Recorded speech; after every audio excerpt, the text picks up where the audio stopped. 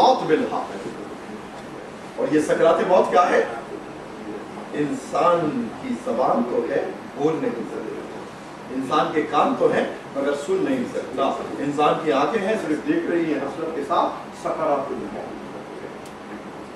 برحق ہے، مگر اس کی فلسفیانہ یا سائیکولوجیکل اور یا لاجیکل اس کی حقیقت کیا ہے؟ عزیزان گرامی، یہ روح بدن کے اندر رہی، برسوں رہی، موت کے وقت یہ روح نکل رہی ہے. ظاہر ہے کہ بدن کو اپنا گھر بنا لیا، بدن اور روح سے ایک ایفینٹی کریٹ کر لی، ایک نسبت اور ایک لگاؤ کریٹ کر لیا دونوں کے درمیان. تو اب موت کے وقت روح کا بدن سے نکلنا اور اس کا جو اسٹریس ہے اور اس کا جو ٹینشن ہے، یہ ہے سکرات موت. روح کا بدن سے باہر نکلنا، خارج ہو. اور یہ زیادہ شدت کس وجہ سے ہو رہی ہے کہ بدن مادی ہے، روح نورانی ہے.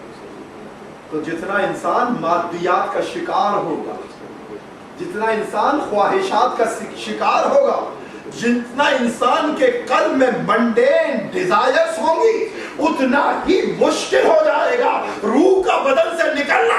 اس لیے حدیث میں وارد ہوا کہ اگر تیری موت کا دن وہ ہو جس دن تو روزے کی حالت میں ہو، اللہ سکرات موت کو آسان کر دے گا. اسی لیے دنیا میں جو زیادہ روزے رکھتے ہیں، واجبات کے علاوہ مستحب روزے، ان کی موت اسی طرح سے ہوتی ہے کہ جس طرح سے کہ پھول سے خوشبو کا نکل جائے. ان کی موت اس طرح سے ہوتی ہے. اس لیے کہ روزے نے منڈے دنیاوی خواہشات کو کمزور کر دیا، روحانیت خود بلند ہو گئی حالت صوم میں اور روزے میں. اس لیے روح کا بدن سے نکلنا آسان ہوا. مگر ایک بات جو سکرات موت کے بارے میں میں کہتا ہوں، اور میرا نظریہ ہے کہ اور اس کی دلیل حدیث سے اور قرآن سے ہے کہ سکرات موت کیا ہے؟ جتنی تکلیف انسان دنیا میں آتے ہوئے اپنی ماں کو دیتا ہے.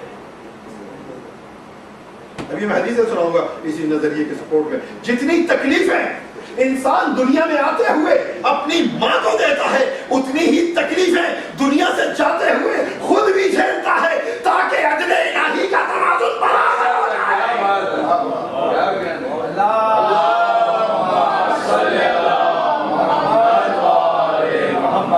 اس میں نارمل برتھ ہو یا سیزرین برتھ ہو، اس سے کوئی فرق نہیں پڑتا. جتنی تکلیف اپنی ماں کو دنیا میں آتے ہوئے دی، اتنی تکلیف اس نے خود اٹھائی موت کے وقت، تاکہ عدل الہی کا توازن برقرار ہو جائے. اور اس کی دلیل یہ ہے کہ امام نے ارشاد فرمایا کہ جس شخص نے اپنے والدین کی خدمت کی، ان کو راحت دی، ان کو خوشیاں دی، اللہ نے سکرات موت کو آسان کر دیا.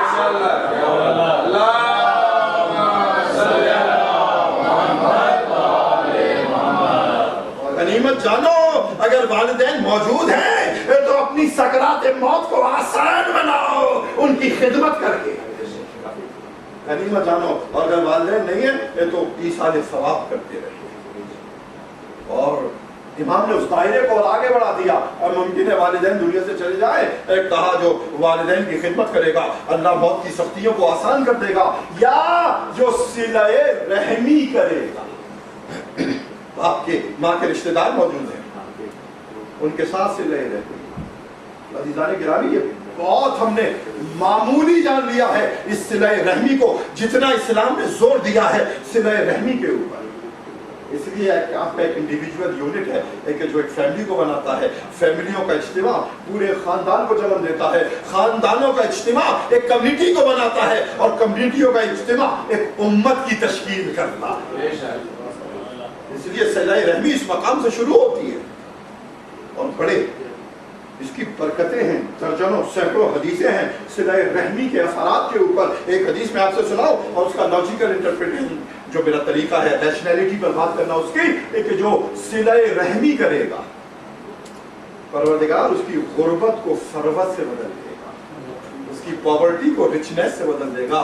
کہ اگر تم تونگری چاہتے ہو، رچنس چاہتے ہو، صلہ رحمی اختیار کرو، اپنے عزیز و رشتہ دار کے حقوق ادا کرو.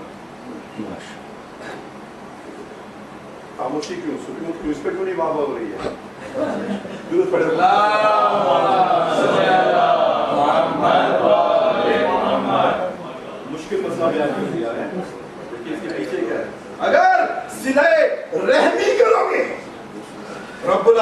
تمہارے رزق میں اضافہ کر دے گا. تمنگری کا شارٹ کٹ، تمنگری کا شارٹ کٹ یہ نہیں ہے کہ آپ ایکسٹرا آورز کریں، اوور ٹائم کریں، 3 4 5 جاب کرنے لگے، نہ مسجد کے، نہ نماز کے، نہ روزے کے، نہ خاندان کے، نہ اولاد کے، نہ بیوی کے. رچنس کا راستہ، ایک راستہ یہ انہوں نے بتایا کہ صلہ رحمی کرو، اپنے ماں اور باپ کے رشتہ داروں کے ساتھ حسن سلوک کرو. اور لیسٹ صلہ رحمی کیا ہے؟ ان کو روپیوں کی تھیلی دو یا اپنے کاندھوں پہ اٹھا کر گھومو خدمت میں. لیسٹ صلہ رحمی امام نے ارشاد فرمائی سل رحمہ کا ولو بالسلام، یہ بھی صلہ رحمی میں شامل ہے کہ تو تعلق رکھے اپنے رشتہ داروں سے سلام کے ذریعے. ماشاءاللہ کیا بات ہے. مگر انسان کی ایگو اس چھوٹے سے لفظ سلام ہی سے رکوانا چاہتی ہے. کہا کہ صلہ رحمی کا یہ بھی حق ادا ہو گیا ہے کہ تم نے اگر اپنے عزیز رشتہ داروں کو سلام کر لیا، سلام میں سبقت کی، پہل کی. عزیزان گرامی، ان مجلسوں کا، ان عشروں کا اور ایام اعزا کی پوری عزاداری کا کوئی فائدہ نہیں، لیکن اینڈ کے اوپر اگر کم از کم ہم نے ایک گناہ نہ چھوڑا یا کم از کم ایک نیکی اختیار نہ کی. انقلاب، تبدیلی فکر،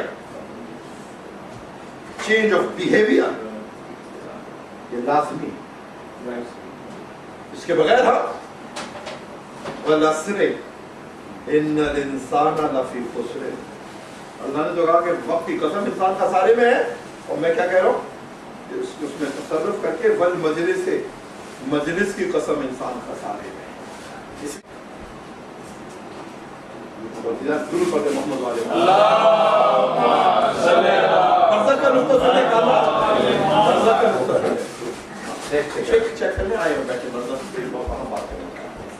ضرور پڑھتے محمد والے اللہم صلی اللہ محمد. گرامی، یہ ہے موت کی حقیقت، سکرات موت.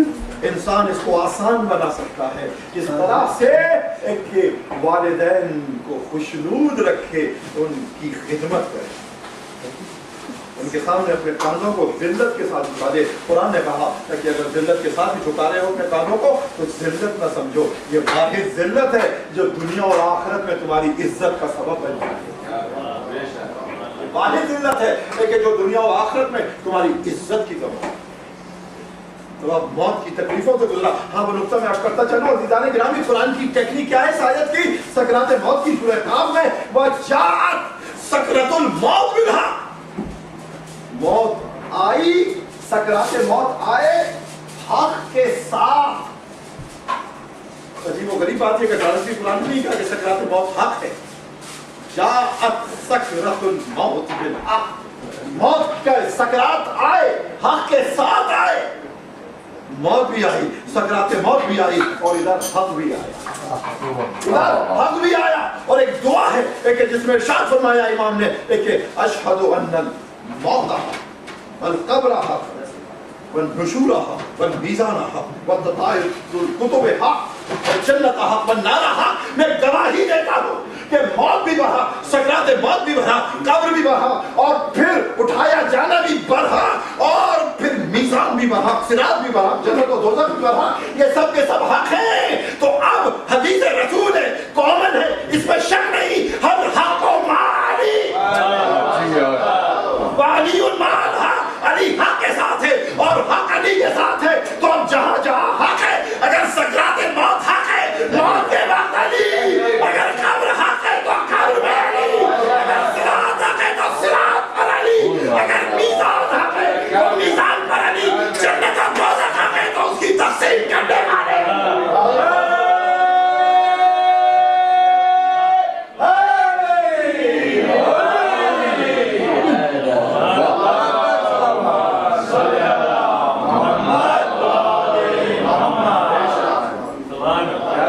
مطلب یہ ہے کہ آپ کو جو موعظہ ہے، عبرت جو ہے، وہ کیپسول اور سینڈوچ فارم میں دکھائی جائے. فضائل کا سینڈوچ بنائے اور